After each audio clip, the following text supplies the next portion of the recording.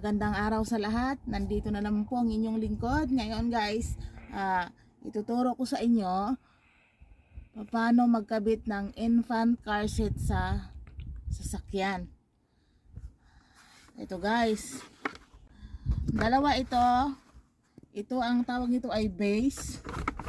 Tapos ang tawag naman ito yung pinakalagayan ng bata. So ngayon, ang una nating ikabit itong base. So ilalagay natin siya dito. Dito siya guys sa pinakagitna. Pag maliit pa lang yung bata, pinaka-infant pa lang, or yung mga bagong panganak, dito siya sa gitna mo ilagay para safety siya. Lalo na sa katulad ko na may maliliit na bata. So ikakabit na natin tong base.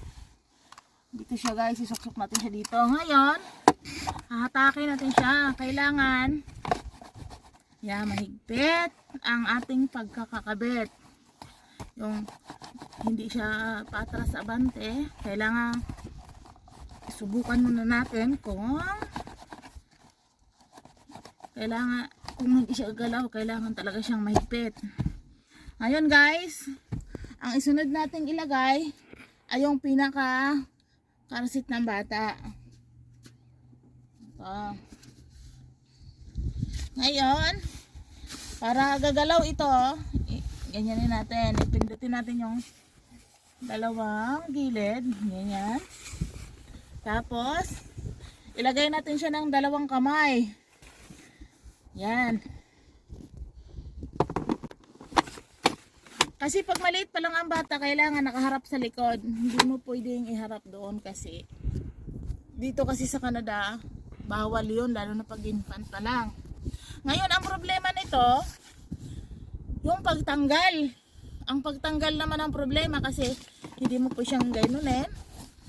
Ganun mo siya, hindi siya basta-basta natatanggal. Ngayon, dito sa likod, may pinipindot siya para madali nating matanggal itong ating car seat, no? Ito, kung makikita niyo itong kulay pula, ito siya. Hahatakin lang natin siya paangat, sabay sa kabila. Ayan. Ayan. Ganun lang siya kadali guys na tanggalin. Basta itong pulang ito ay hahatakin mo paangat. Kailangan malakas ha, kasi hindi siya basta-basta natatanggal pag hindi mo siya video pupersahin. Sa araw na ito guys, salamat sa panonood. Ito lang munang maituturo ko sa inyo. Maraming salamat sa walang sawang pagsuporta sa aking channel. At magandang araw. God bless sa lahat.